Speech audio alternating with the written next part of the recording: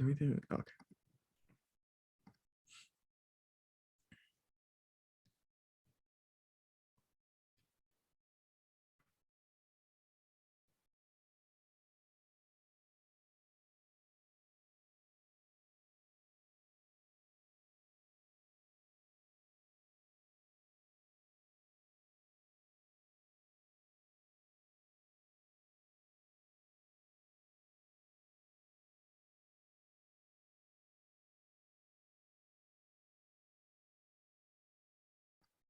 Hi, everyone. I'm the lecturer for today, Stefano Marin, and we're just going to wait maybe like a minute or so for everybody else to join. So maybe 1:05 Eastern time, we're going to start. Just leave some time for people to join.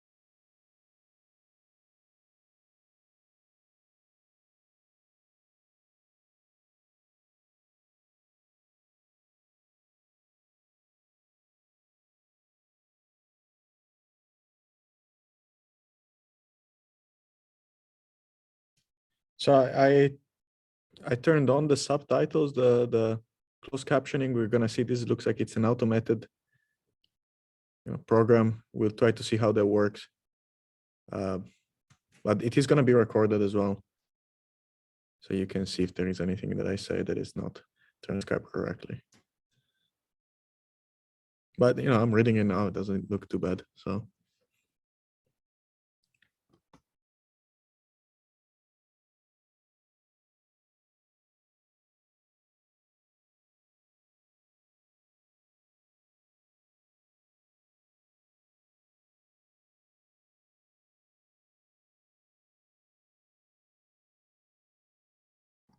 okay, it looks like a lot of the people that have joined, like it's kind of saturated.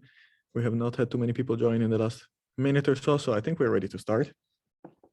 And first of all, my name is Stefano Marin. I'm a student here at the University of Michigan. We're hosting the summer school. And this is the first day of the week on fission, the fission week, as we call it. And fission is, of course, very important in all parts of nuclear engineering, nuclear science. And this whole week is going to be dedicated more to the science of fission. So in the past 2 weeks, we've talked about measurements and technologies. And this week, we're really going to focus on what is the object of interest in a lot of these investigations. So Fission Week is going to start off with my presentation today, where I'm going to talk about the overall concept of fission and why fission happens, how does it happen, what does it yield, like just building up some intuition on what fission is with a specific emphasis on what are fission fragments. Now, this is going to be very important for tomorrow's lecture, which is going to be given by Nathan Kiha, and which is going to be on neutrons and gamma rays emitted by the fission fragments. So those two presentations are kind of complementary. And third, I encourage all of you to attend on Thursday. We have a great lecture by a Los Alamos scientist who's been actually working in fission for a few decades now, and on open questions in fission. So while these talks that Nathan and I were going to give are kind of introductory, like building the basis and showing you what is out there, I think the Thursday lecture is going to be very interesting. It's going to give you like an idea of what the current research is in fission. So let us start with this lecture for today. And I have prepared only a few slides, but these are very dense slides. So after every slide, I'm actually going to take questions. So I'm going to try to go in depth into each of these processes, and then we can talk about them, or if you can submit questions. So I'm going to leave maybe like a minute when you see me like nearing the end of the slide, you can start already typing your question in chat. You can raise your hand even if you want to ask a question with your voice, and Nathan can call on you. Okay, so let's talk about the fission process. We have to imagine the fission process. Probably the best thing, like the first impression that you get, should be from this video here. And I'm gonna let the video say the first, give you the first impression of what fission is. This is fission. What you're seeing here in the video is what we usually think about as the fission process. So let's see in the video, let's rewind it a little bit, what happens. Well, so we start off with a nucleus. So by now, I think in this series of lectures, you have seen a lot of different nuclei. You have seen some very heavy nuclei. You've seen some, like plutonium, uranium, and you've encountered also some very light ones, hydrogen, helium, and also stuff in the middle. You've seen carbon and other types of atoms. This is what you have to think about when you think of fission, is very heavy atoms. The kind of stuff that is at the very end of the periodic table, or even better, the isotopic table, the chart of isotopes. And these are your uranium and the plutonium, the californium, the fermium, all the stuff that's barely even stable. Well, if unstable but with very long half-lives, or even unstable with very short half-lives. And these are the kind of things when you have all these nuclei together, all these protons and neutrons binding together like that, you start seeing that the nucleus really starts behaving like a drop of water. Now, I don't know if you remember, this is actually being a very, very long time ago. This is the first lecture of the summer. We talked about different models of fission. I gave the first lecture, in fact, and we talked about two different models. We talked about a shell model, and we talked about a liquid drop model. And actually, these two models together, they really come in and they culminate. Like one of their greatest achievements is to explain the fission process. This is one of the greatest combination of these two models together. So what happens in a heavy nucleus? Consider, for example, let's take a spontaneously fissioning nucleus. As you see in the video, that's actually what happens. There is nothing incident, there is nothing breaking the nucleus. It just happens that the nucleus at some point decides to split apart. Of course, it's more complicated than that, but you can just think about it in those terms. One very famous example of a spontaneously fissioning nucleus is, for example, californium-252. And if you ever work in a nuclear field, you're going to see that people use californium-252 all the time. It is considered the standard spontaneously fissioning source in the world. So this is just to give you, a mental image, put a name to what we're talking about here. So take a californium-252, imagine it in your head. And this californium-252 is not exactly spherical when you look at it. Very heavy nuclei tend to be not spherical in their ground state, or when they find them in nature. They tend to be a bit elongated. Now, what happens is that this elongation introduces some instability in the nucleus. You're going to have some forces that, some electrostatic forces, the protons that are going to try to repel each other, are going to try to elongate it even more. They're going to try to push the nucleus to destroy itself. And the other thing, though, there is a force that restores this shape. This is the surface tension. And what is surface tension? Well, surface tension is, for example, if you take some water and you put it on a surface, you're going to see that the water starts to aggregate into a drop that makes a perfect spherical shape. Now, we are so used to seeing that we probably don't even ask ourselves why a spherical shape, why does it look like that? And that's because the droplet is trying to minimize its surface area. And this is because there is a tension associated with the surface. The more you increase the surface, the more there is going to be a force that tries to restore it, and that tries to decrease it. Almost like a tension, exactly like the name suggests. And so these two forces fight one another. These repulsive forces between all the protons is going to try to push the nucleus apart. You're going to see all those different forces trying to push apart. And I'm actually going to draw a small diagram here. You're going to have small forces, small, protons pushing apart here, pushing apart here, pushing apart here, such that it wants to elongate, become larger. But becoming larger also means increasing the surface area. And the surface tension doesn't like that. There is this force that doesn't like this kind of elongation. So what it happens is that there is a competition. And this competition, sometimes it can be won over, and it gives rise to a barrier. So you have to imagine that there is a valley, and you have like a volleyball at the middle of the valley, and the volleyball, goes up and down. It receives vibrations. Maybe some kids at the bottom of the valley, and they kick the ball around. And once in a while, the ball is actually gonna go high enough that it gets out of the valley, and it goes on the other side down into the other edge of the mountain, and it starts rolling down indefinitely. Once it goes to the other side, there is no hope of ever recovering the ball, because this goes down basically to infinity. Well, let's start to think about, okay, this valley thing, how is that connected? Well, first of all, let's try to think about what are the axes on this drawing. Well, the volleyball itself is the nucleus as it moves into its deformation. So you can imagine that that this volleyball here, if it moves to the right, it means that the nucleus is getting more deformed, more elongated. If it moves to the left, it means it's getting more spherical or more compact. And what is this valley here? Why is there a resistance to that? As I said, those are all the forces, and this is a potential energy. This is maybe a more technical term for physics. We talk about a potential energy that's going to try to, that it takes some amount of kinetic energy to overcome it. Now, the volleyball is going to roll up and down, meaning that it's going to change its deformation. And once in a while, it's going to cross over a certain point. And here's a technical term that you don't need to remember, but it's a nice thing to know. If you go to technical lectures on fission, you're going to hear people talk about this all the time. There is a saddle point. Saddle point is basically, when you hear that, you should, in your head, you should think about point of no return. It's the tip of the mountain that if you cross over, then you are done. Like there is no way for you to restore, to go back to the valley. You're now in the descent on the other side. And what is this side here? This is the side where every time I go a bit to the right, I'm increasing the deformation. So let's actually try to see what that means in terms of the nucleus as it does, as it increases its deformation. It starts off over here. So we said there is a valley, and then there is this thing here.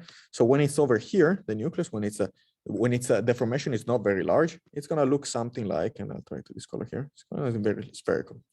And then as it goes up the valley, what is it going to look like? It's going to start to deform a little bit. And then it starts to be at this saddle point here. And this is can you imagine, it starts to look like maybe a small band in the center. And then it goes down, and maybe here already looks like that. And by the time it reaches the bottom of the second valley, it's going to be just two fragments looking like that. And this is fission. This is fission because, as you can see from this drawing here, an extreme deformation is going to lead one fragment or one nucleus, that was what we started off over here, to become two nuclei over here. And that's what exactly, fission is people say splitting the atom. That's what it is. It's you start off with the nucleus, and through extreme deformation, to overcoming this barrier, you have now divided a nucleus into two. And that's, of course, what happened also in the video that we saw. Now, this is the words that I used were like surface tension, drop of waters. Those are like, I should remind you of the liquid drop model of the nucleus. Something a bit more advanced. We're not going to talk about that too much, but the shell model of the nucleus is actually going to tell us about how these things like to deform. So, of course, if I start to deform the initial nucleus, I'm also going to deform these two fragments here. So, if I were to draw a line that goes through this, at that point there, you're going to see that this nucleus here is going to look something like that. And this nucleus here is going to look something like that. And these are not spherical shapes. So, if I were to look at this atom here, it would be, I don't know, like barium or xenon. And this one here could be molybdenum, or it could be, well, any kind of atoms, as we see later. But these are very deformed. And the shell model, it tells us how things like to deform. So it's kind of an extra addition to these surface tension. It's not so much about the overall area, but it's how it's going to respond to a different type of deformation, and how easily is it going to be able to deform it. So the shell model actually tells us that there are some parts of the some fragments, so some ways to divide the drop, meaning sometimes it's going to divide into something very small, and sometimes it's going to divide into something that's like basically the same size. There are going to be some situations where one of the fragments really does not like to deform, and sometimes where it really does. So that gives a preferential way of splitting. And therefore, instead of thinking about the nucleus just basically going to a single potential, a single fission barrier, you can imagine that now the nucleus is also a way to modifying its symmetry of the two fragments. So it's not only going to be able to say stretch it in one dimension, but it's also going to say, okay, this fragment of mass, like 120, really doesn't like to be deformed. So maybe it's better, instead of creating from California to 52, the obvious thing would be to say, oh, there is going to be two fragments of mass 126, 252 divided by 2. But these fragments here really don't like to be deformed because of the shell model. And therefore, it's going to be much more convenient to start to look at the creating an asymmetry between the two, such that in the end, we're going to see that fragments are actually created very asymmetrically, with one light fragment and one heavy fragment. And this is actually shown here in this very nice potential that I show here. This from Ishikawa, earlier paper.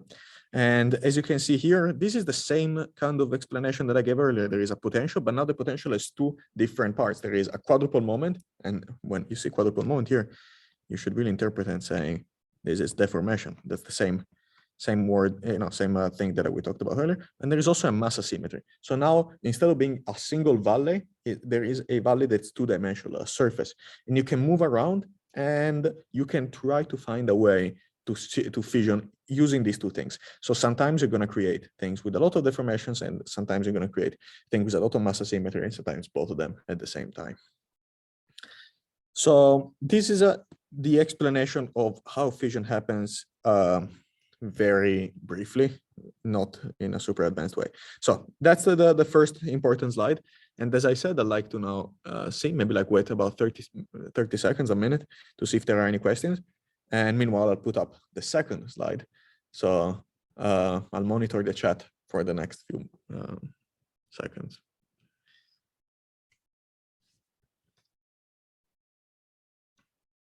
Oh, wow. Okay. Really good question. Yeah. So well, I'll read it out loud, but you can see it in the chat. It says, does atomic thermal motion affect this nuclear resonant vibration? What other energy sources can increase or decrease the vibration?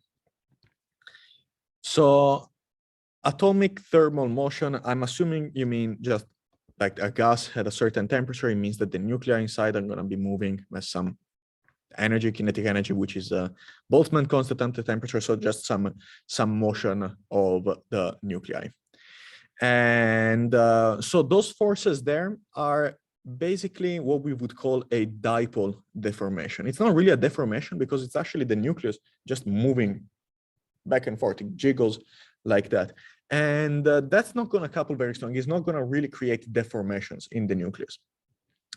That's usually what is mostly associated with that thermal motion, is these Doppler effects and like the broadening of lines, but it doesn't, to the extent that I know, it doesn't really matter the temperature of the material on its half-life or even any of its properties of fission. Fission is really too much of a deformation process, and instead this thermal vibration is more of a motion, more of like moving stuff around. What other energy sources can increase or decrease the vibration? This is a great question. This is actually the reason why we don't only say that sometimes atom can split, but we say humans can split the atom, because this is one of the few reactions where humans have actually found a way to introduce those vibrations, to give energy such that those vibrations are increased, and we can create fission. And well, okay, so it's when we think about it, it's still kind of rudimentary how we create fission. What are their energy sources? Really, it's any energy source. Any energy source, you put in enough energy, it's kind of like taking a club and just like hammering the nucleus, is going to introduce enough energy, and that energy is just going to circulate. Imagine just like throwing, I don't know, like like a bomb in a room, and just the air in the room starts flowing, and at some point it's going to find a window and break the window, and that's what's going to happen. Now, of course, if we wanted to, you can be, maybe like 100 years from now or decades from now, we're going to have such a good understanding of what these forces are, these agitation forces, that we can just aim at the window and just like break it, like break the atom, giving it the exact amount of energy and vibrations that it needs to break. But for now, neutron-induced fission, we just hit it with a neutron, and we let all this energy flow freely in the nucleus until it finds its way into vibrations. Photofission and ion-induced fission, all of these work on the same principle, that given it enough energy, there is going to be, the energy is going to flow around the nucleus. Maybe it's going to excite one side of the nucleus, the other side of the nucleus, right? That's a simplification, of course, and then at some point it's going to find a way to just to find all the energy into vibrational motion. It's going to split. Sorry for the long answer. I know that there has been a few other. What are the repulsive forces? Fortunately, somebody actually answered that.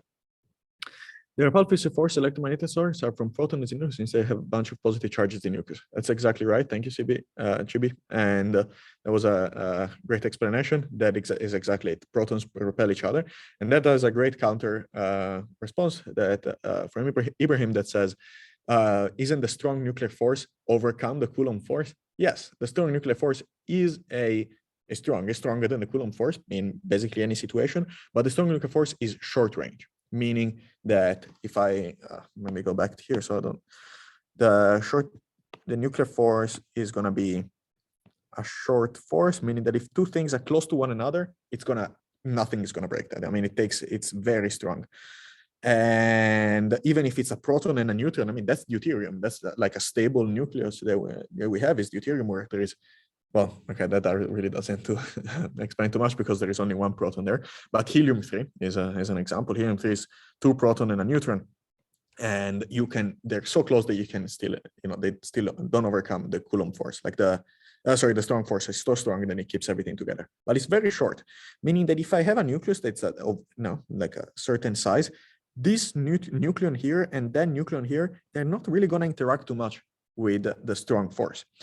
And so as you increase the size of the nucleus, not too many, like these forces are not going to add up as much as you think they will. On the other hand, the protons, the Coulomb force is very long. I mean, Coulomb force, you can talk to galaxies like we're using the Coulomb force. So in the nucleus, everything is connected. All the nucleons are talking to one another. So it's true, for small nuclei, it's impossible to overcome that. It's hard to overcome the strong nuclear force. But for large nuclei, then you can start seeing that you accumulate charge, and the charges all talk to one another, where there is the nuclear force doesn't. So that's how one way to think about why the nuclear force loses, which is strange, because the strong nuclear force is very strong. Hope that answers the question. Okay, so I'm going to move on to the second part, which is going to be the fission yield. So this is actually going to be a bit easier. It's every slide that we're going to talk from now builds on the one before to some extent. So it's going to be a bit easier to understand. If you understood the first one, this process of deformation, and then with the second one is going to make a lot of sense. So let me just start by saying that fission is a kind of a weird reaction. It's not the only one. There are a few others just like this, but it doesn't really have defined products. So if you think about other nuclear reactions, you can think about alpha particle. Well, like an alpha particle is a reaction in which the product is going to be an alpha particle. And beta decay, well, it's going to have you had an initial nucleus, then you meet a beta particle or an electron and an antineutrino or a neutrino, and that's it. And then you transmute. So everything very well defined. If I tell you that there is going to be a beta decay, you can tell me exactly what the products are going to be: alpha decay, gamma decay, all the major ones that maybe you've talked about in the past few weeks. Fission, on the other hand, is a bit more complicated because fission is a process, and that could result in anything. So it could result in basically just splitting the atom in however many ways you want. So it's like if I give you $50 and I said, split it, you could split it into 49 and $1, or you can do 25-25, you could 30-20, you can do like cents. So there is Not an infinite amount because there is only so many nucleons and neutrons and protons, but there is a many different ways of creating a fission yield, so creating fragments. Well, let's but that doesn't mean that it's uniform. Just because there are many ways that it could happen, it doesn't mean that all of them are just as likely. So the first thing that we're going to talk about is fission yield in mass, and this is very important. I'm looking now at this plot here on the bottom right. This plot here shows what are the likely masses of the fragment. So masses of the fragment, remember, it's just the sum of the neutron numbers plus the sum plus the proton numbers. And it's just like how many nucleons, how many constituents does the nucleon have? And this tells you what are the different masses that you generate in fission. Now, let's say that I take, this 90 here. This 90 here seems to be quite likely, for, let's say, the red curve here, which is uranium-235, very important reaction. And we say, okay, well, this one here is quite likely. What happens when you create a fragment of mass 90? Well, that means that the rest of the mass went into the other one. And if you take 235 minus 90, so how much mass was the other fragment? You're going to see that this is basically mirror image. So if you go to 145 on the other side, you see that these two masses are created together. So this is called a yield map, like a plot of the yield. And this basically tells you what is the probability of creating a fragment with that mass. But you have to remember it's basically a mirror image. So everything on the left is going to be reproduced on the right. It's not exactly a mirror image because of emissions.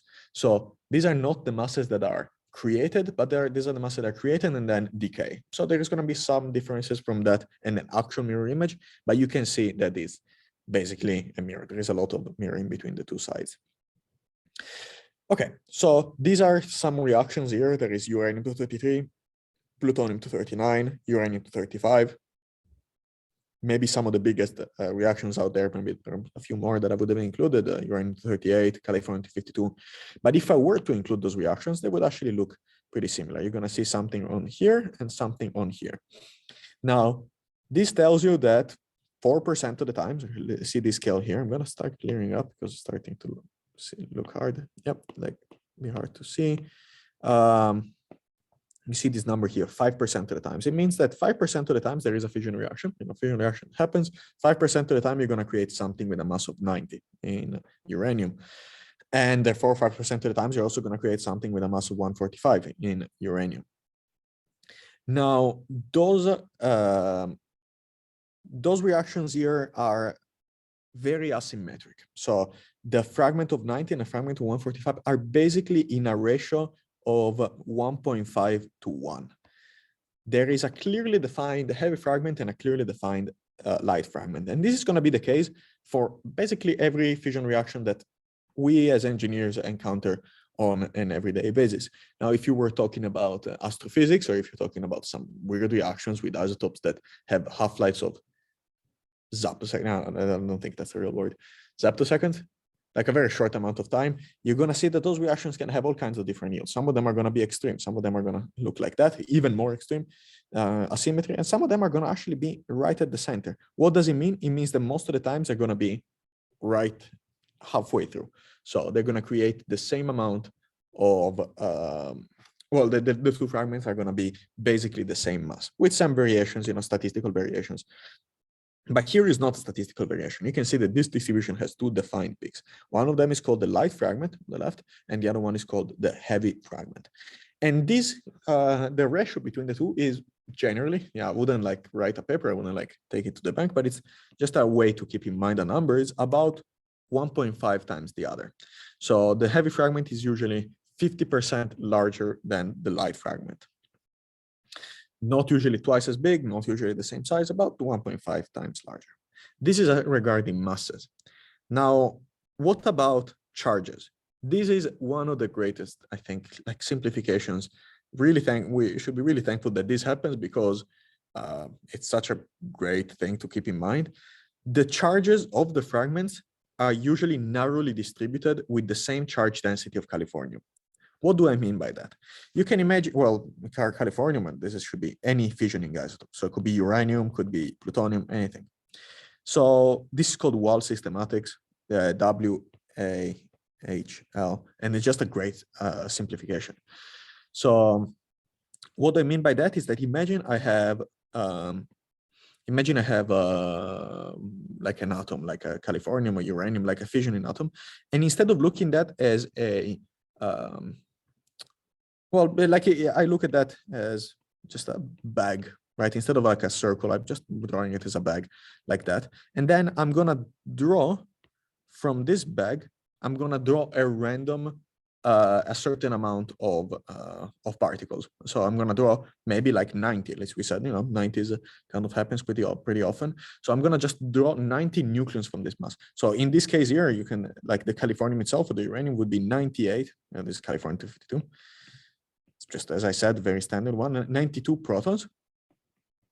And wow, 154 neutrons. So this bag here contains 98 proton, 154 neutrons, and you can imagine, okay, from the discussion that we had, it looks like sometimes you can create one fragment with 90 or 100. So I just pick a random 100 things from one fragment, and I put 150 on the other fragment. You say, okay, what do I end up with? You're gonna get huge distribution in charge. So you're gonna get that sometimes those 100 things are gonna be 50 neutrons, 50 protons, sometimes it's going to be 40, 60, sometimes it's going to be 30, 70, but it's going to be a huge distribution of charges. So there's going to be a huge distribution of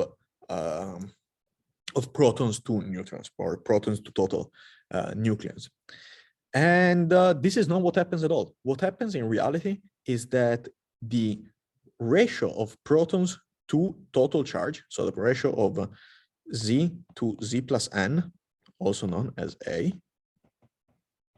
is actually going to remain about the same in the initial nucleus as well as in the fragments.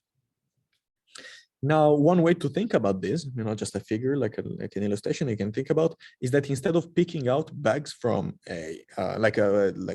pebbles from a bag, you can imagine this being a liquid with a dilution. So the protons and the neutrons are diluted in there, and then you just like pour out 2 glasses, and there is going to be the same amount of, the same dilution, the same ratio of charge to non-charge in each glass as there was in the original one. This is, of course, a lot to do with the electrostatic forces between them. There is going to be energy consideration. This valley is, of course, going to have a 3rd axis or 4th axis, all these different axes for the charge, not only the mass symmetry, but also the charge asymmetry, all those things. But, just as a general consideration, you can think about that a fragment is going to have the same charge to neutron radius, neutron charge to mass than the initial nucleus. One great thing and I already sang the praise of this website before, and I think this is a great website for all of you, nuclear engineers and nuclear scientists, is to save up this website on your Safari or on your browser, or either these or the BNL chart of nucleates. One of the things that the chart of nucleates can do is you're going to find a way to turn up so that instead of giving you which isotopes are stable and which ones decay, you can actually map out what are the isotopes that are created most often in fission. And this is actually given in this plot here. And you can see that the black means they're creating very often, and the blue are created very less often, and the red very, very rarely. And what I just said about the charges means that if I take a slice of constant A, which I believe is a slice that goes like that, and I map out the distribution, it's going to be very narrowly distributed. And this accounts, all of them, they're going to have this narrow distribution. And this narrow distribution, when I say narrow, I mean like, for every A, there is going to be 1 or 2 charges that are possible. Okay. This is actually all I wanted to say about the fission yields. So this is maybe like dispelling a myth, or I don't know if you had this myth, but that fission yields to a certain type of isotopes, like with like most other fission reactions. So this is just wanted to show you that fission in fact leads to an array of different things. So now it's time for you to submit any questions. I'll wait 30 seconds or so again, and then we can move on to the next part, which is the fission yields in energy. So we talked about the fission yields in mass and charges, but now we're going to talk about what is the energy contained in these fragments. And this is, of course, very important for power production. So This is like one of the reasons why fission is so important. It's because these fragments are very energetic. Why? Okay, let's see. Why is alpha decay so much more common than decay involving a lithium or carbon nuclide, for example? Oh, okay. I see what you mean. Why? So not super related to fission, but actually that's a good way to just go back in there and talk about this. I kind of like, I didn't really talk about that. I hope, it's kind of complicated to talk about that.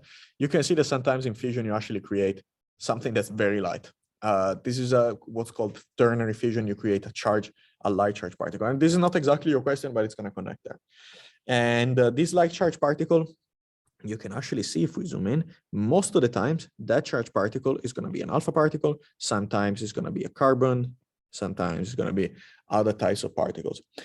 But the question itself, so this is called ternary fission. The question itself is about just, I guess, general nuclear physics. Why is an alpha particle easier to create than a carbon-12 or lithium or carbon? The reason is, I think, a few different reasons.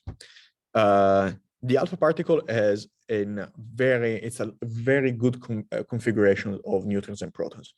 Neutrons and protons like to come in pairs, and well, you cannot have just two neutrons, and you cannot just have two protons. Those nuclei don't exist.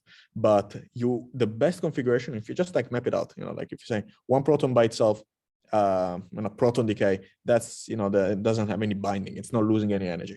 So the best configuration that the nucleons like to be is stuff where they are in pairs and there is an equal amount of neutrons and protons. So alpha right off the back is the best way that the nucleus is gonna try to come together. And but the other ones, they're not, they're not super bad to come together. There is a lot of binding energy there as well.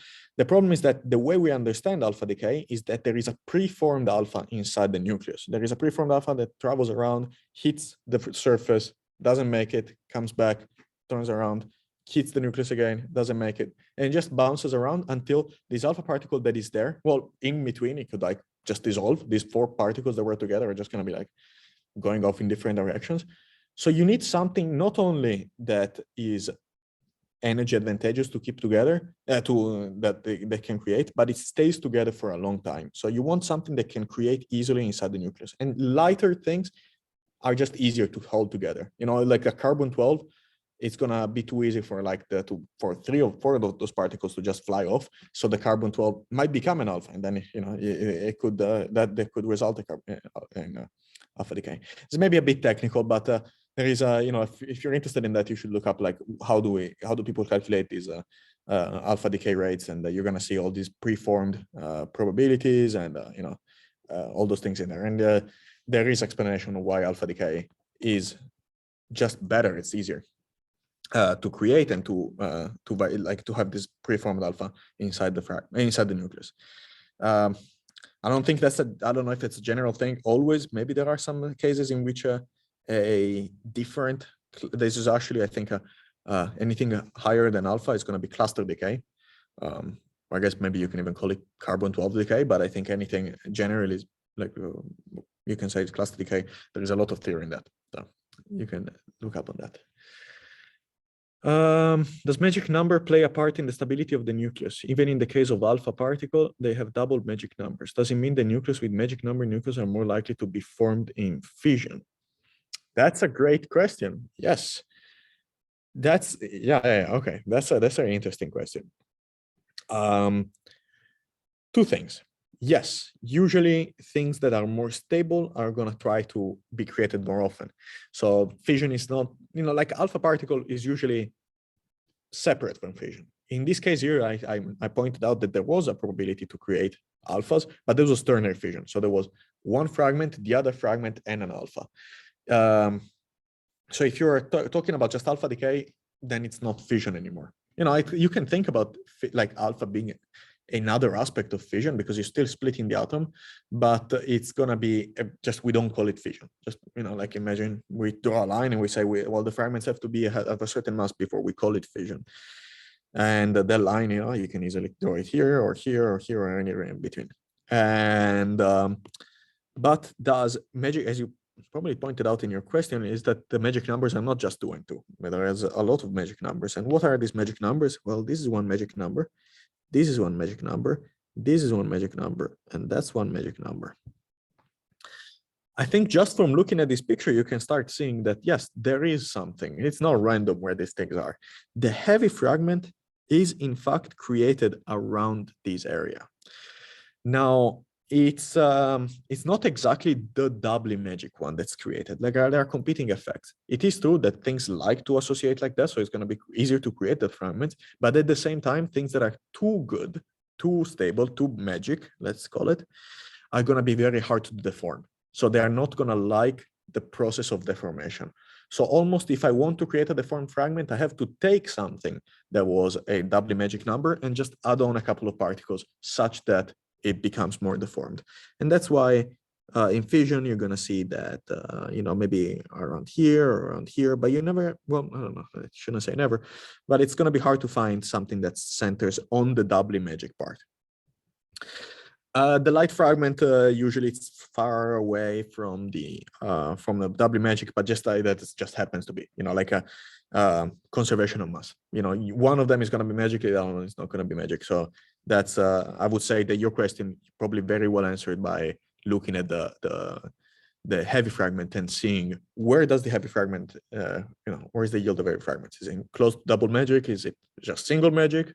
Is it near? And I would say, yes, it's probably near. It likes to be also a bit deformed. So deformed meaning it's kind of far away from those.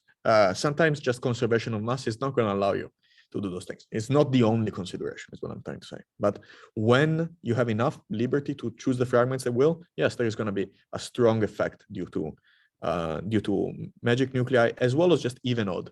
Is it going to be more even, more odd?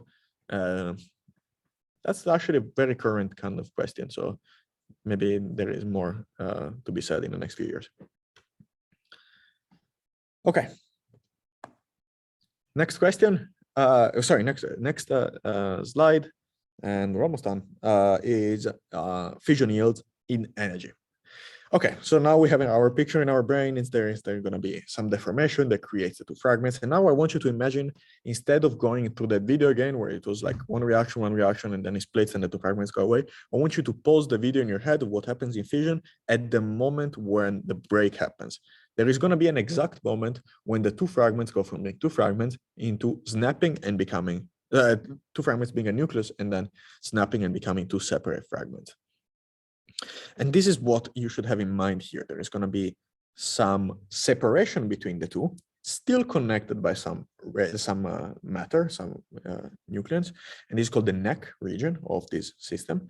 And then at some point, this is going to be broken at some point. So one interesting result in the past, theoretical, is that this neck can break here, can break here, can break here, basically randomly. This is called random neck rupture theory. And so let's think about what are the energies involved. Well, the one that I think it's most interesting is this equation here that is actually none other than Einstein's famous equation, just written in a way that's more appropriate for this, which is, E is equal to mc squared. Okay, sure, that's the famous, everybody knows this. But in this case, we call instead of E, I put Q, meaning like just reminiscent of Q value, like which is a total energy, how much energy is available. And instead of M, I put delta M. Why did I put delta M? Because not all the energy is converted, meaning if I have a Californian 252 and I use just if I were to use Einstein's equation mindlessly and say, okay, well, Californian 252 has a mass of 252 gigaelectronvolts per c squared. And so if I use that equation, then I get, oh yeah, the energy released is 252 gigaelectronvolts. Now in reality, the fragments themselves have mass. So what you should be looking at is not just the total mass of the system, but it is how much energy there was before and how much mass there was before, how much mass there was afterwards, how much mass is not accounted for. Did mass disappear? And you say, yeah, actually it did disappear. If you take, California 252, it's 252 nucleons, and maybe you get a mass of 150 and another 100.2. These are nucleon numbers, but if you look at them and you say, okay, what are the the masses of these nuclei, like the actual, not the number of nucleons, but like if I put them on a scale, how much do they weigh? There's going to be a small difference. These ones here are going to weigh a little bit less than the 252, meaning that there's going to be some mass that it's not accounted for. Where is that mass? It's being converted to energy. Now I can look at many different reactions. Now this number here is more for spontaneous fission, but it can be applied to other fissions as well. It's usually in the 200 MeV. This is a unit that I hope all of you have become very familiar with throughout the last few weeks. And maybe sometimes more, maybe sometimes less. Now let's think about where is this energy going? Well, the first type of energy is that there is still the same thing that drove the fission reaction, so the deformation, this Coulomb electrostatic reaction, just the charges they're repulsing, are now going to still repulse each other, but now it's basically two charge centers that are repelling each other. And the moment they break, these two things are going to accelerate and start acquiring velocity, and that's going to be Coulomb potential, so just electrostatic potential, transforming into kinetic energy. I hope this makes sense, right? Like you have two things that are at rest and there is a lot of forces between them. You break them apart and they start flying off. Kinetic energy just means linear motion, just like things moving very fast. There's going to be some deformation energy. So deformation energy is just like this energy that is stored into different kinks. And you can imagine, like I take a hammer and I hit a car and the car can start moving. And that's going to create, kinetic energy of the car, but it's also going to deform the car. And, it's going to put a dent in the car, and that's deformation energy. And it takes a certain amount of deformation, a certain amount of energy to take it. Now, if I hit the car with a 200 MeV and I look at the kinetic energy, it's not going to be 200 MeV. Some of that energy is going to be lost to the deformation. Now, interestingly, in fission, these fragments, they acquire deformation, then they can lose the deformation. You can imagine, like a kind of a crazy example would be the car having a dent on the door, and then the dent in the door just restoring itself to normal, and the temperature inside the car increasing. That's what we call an intrinsic excitation energy, and that's going to be covered in the next slide. And but how much, what goes into what? Most of the energy goes into fragment kinetic energy. And that's the one that you think about when you think about fission energy. In a nuclear power plant, you have fission fragments moving, and with a lot of energy, they lose their energy. And that's what we acquire. That's how we run power plants. That's the kinetic energy of the fragments. These other sources of fragments is sometimes like maybe a tenth of this energy. So a tenth, maybe like a fifth, somewhere like 10 to 20% goes into this other type of motion. There is another type of energy which is called the rotational energy. It's kind of like the energy, not of the deformation, not of the linear motion, but just the energy of rotation. And this connected to angular momentum. It's really not important right now because it's in reality, this is maybe 10% of the deformation energy. So it's like a minuscule amount in terms of the total energy. Yeah, so you have fragments that are going to have a certain amount of masses, and now we see that they can also acquire different amount of kinetic energy. Now, the kinetic energy of one fragment, kinetic energy of the other fragment, I can add them together. Remember that it's the kinetic energy comes from the fact that they repel one another. So of course, there is a lot of meaning in understanding what is the total kinetic energy. And that's just going to be basically, to first approximation, just the electrostatic energy between them. So we usually don't talk about the kinetic energy of each fragment individually, but just the total kinetic energy. And you get a plot, a two-dimensional histogram that you see here, where instead of thinking about the yield in terms of like a curve, like the lower one here, just of mass, you can think about, okay, how many times do I create a certain fragment mass with a certain kinetic energy? Why is there a dispersion? Well, the dispersion is because the neck is variable. Like the distance between the two is variable. The breaking is variable. There is a lot of variability in these in the electrostatic forces between the two. So even for a fixed mass, you can still have a wide array of kinetic energy, as long as, of course, the kinetic energy does not become larger than the Q value, because that's just not allowed.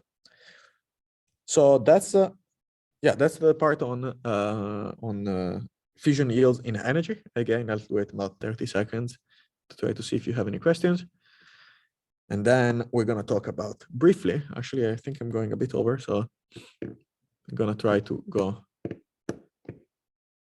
cover the next two slides pretty fast. So let's see the chat to see any questions.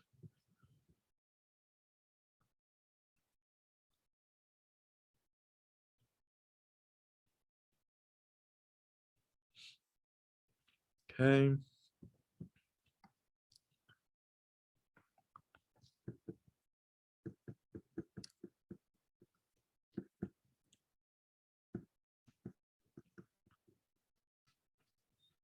Well, looks like maybe there are no more questions on this part here. So this is the main part of the presentation. So the next few things are going to be covered again, I believe, to some extent by Nathan tomorrow, but I'm just going to give you a short introduction. So the main thing is the slides that I talked about so far. So if there are any questions, we can definitely stop here. Otherwise, I'll just move on. Okay, let's talk about excitation energy of fragments. And if I see a question, I'll just come back to it. So what is excitation energy? Excitation energy is the ability of the fragment. And now you can imagine the fragments are separated. Is the ability of the fragments to do things. Energy is like a complicated concept. You know, like there's so many different types of energies. We talked about some types of energy before, but at the end of the day, energy is just the ability to do work. If you take any introductory course in physics, they tell you it's the ability to do work, the ability to change your state. And it comes in so many different forms. Now, what does it mean, the ability to do work, the ability to change your state? It means that if you have excitation energy, you can do things. The fragment can emit neutrons. It can emit gamma rays. It can change its configuration. It can send a particle to a higher configuration, to a higher orbitals, or it can start rotating. So when you have excitation energy, you can create, you can change how things are. Well, it's a very interesting concept, just understanding that energy is what allows you to do things is important. So there are just gonna, like, one of the most important type of energy, which actually comes from the shell model, or more precisely the single particle model, is the single particle configuration and the heat. So earlier I actually described, in answering one of the questions, I said that there is energy can flow around, and then it can go into the vibrations. Well, here is really we take that concept seriously. We talk about of a heat inside the fragment. We talk about the temperature of the fragment. Remember, now we're talking about one of the two fragments individually, and the same thing applies to both of them. So just focusing one on the fragments, there's going to be a certain amount of energy. And how much energy? Well, we saw that there was a certain amount of Q value, and we saw that there was a certain amount of TKE, meaning the kinetic energy. All the other stuff is called the TXE, the total excitation energy. Not really an acronym, but that drives the point. And now we take it seriously, and we say, okay, what is the energy? It's going to be some heat inside the fragment, and this heat can flow into the fragment configurations. It can change things. It can make a side of the fragment, some particles jump up. It can make two particles jump up and three particles flow down. And this heat is going to move around. And once in a while, this heat is actually going to flow sufficiently into a single neutron, such that this neutron can be removed. And that's actually how we get neutron emission, which is a very interesting way of looking at it. Now, this heat here is, like as we said, is just a particle moving around like in a gas. It's also there at fission. So we talked about deformation, but there is also a part of the excitation energy, which is just heat. It's just a motion like a gas thing. And the two fragments, if you've done any statistical mechanics or thermodynamics, are basically like two rooms connected by a small window, like a small neck. And so what happens to this energy sharing? This is a very simple elementary question in thermodynamics. Is like, if I have a room of temperature 1 and a room of temperature 2, and I connect them, what is the final temperature? Very easy.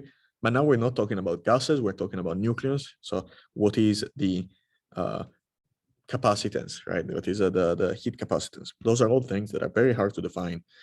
But people have come up with model to try to understand the energy as it flows in the system when it looks like that, when it looks like the top right here, and how heat can flow through here. So if I wait long enough, is the whole system going to be at the same temperature as one would expect from just thermodynamics? Maybe we don't wait long enough. Maybe the temperature fluctuates a lot, and that's then we don't really have a thermal equilibrium between the two. Maybe heat cannot flow at all. Maybe there is just mechanism that heat doesn't flow at all. After all, why do we expect it to be like a gas? But there are strong reasons to believe that energy is shared between the two fission fragments. And we still don't know which of the two fragments receives more energy. It is generally assumed that the heavy fragment would get more energy because there is a quantity called the heat capacitance, nuclear heat capacitance, which would tell us that, like it's defined in terms of energy states, in terms of energy levels, and it kind of connected to the heat capacitance of normal everyday things, and it tells us that. But really, this is an open question. Energy sharing at fission, what happens in this process is the heat flowing back and forth. One thing for sure is that the deformation is not shared. You're not going to unbump one side of the car to bump on the other side of the car. The deformation that you have at fission is going to be fixed. The important thing is that, going back to that, I talked earlier about the random neck rupture, and this is a process by which you break the neck. If I were to break the neck very close to the heavy fragment, the light fragment would have a lot of deformation.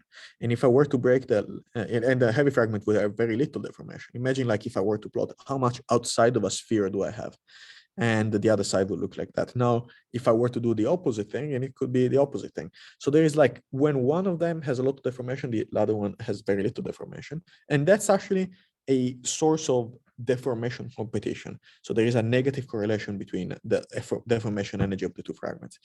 And just probably the last thing that I'm going to mention right now before taking question is that this is actually the reason why we get this sawtooth distribution of the neutrons, which I'm sure you're going to see again tomorrow or Thursday in the presentations. So that's I think all that we have time to talk today. I'll just maybe as people type up their questions, I'll go ahead and show you what other things we're going to talk about, but I'm going to also tell you why I was kind of hesitant to go through them. And the first one is angular momentum in fission. Very open question. There is a lot of papers being written recently. My dissertation is about this, and there is a lot of debate on this. So maybe not a good idea to spend too much time in an introductory course on this. But it's basically, just like there is an excitation energy, things also have an angular momentum, a rotation, and some other conserved quantity. And the last one was going to be excitation and the excitation of fragments, which was basically going to be a shoe-in for tomorrow's lecture by Nathan. I believe Nathan might have this plot actually in his slides. So let's go back there. I see that there is a question. Is ternary fission a single discrete event, or is it a series of two subsequent fission events? That's a good question. That is asking, is it happening like, well, why is it this color like that? Home. Is it happening as the nucleus got like that? Splits? Oh my God. Oh, that's because he thinks I'm trying to write. Okay. Does it look like that? And the fission happens and you have like that. And then this further fissions into that. That's the question, I think. No, that would be a fission delayed alpha decay. Maybe if it happens to short enough time, then it could be considered a ternary fission. But the picture that people have in mind when they think about nuclear ternary fission is the following. You have the two fragments connected by the neck. And then before they split, they emit an alpha. Rather, either like before they split or kind of simultaneously to their split. Now, simultaneously, kind of not a great word to use, but it's almost simultaneously. And but it's usually from assumed to come from this neck region. If it comes from the two fragments, is more like the fragments that decaying, not the initial nucleus is decaying. So yeah, ternary fission, it's single discrete event. Happens, like even if it was happening that first that and the other one happened, this whole thing is like 10 to the minus 21 seconds. So for a few decades, I think we can just assume that all this stuff happens with like all instantaneously and immediately all together. Let's see if there are any more questions.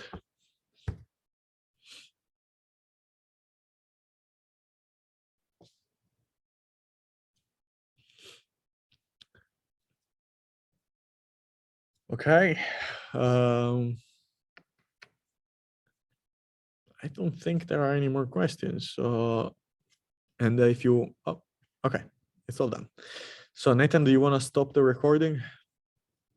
Will do.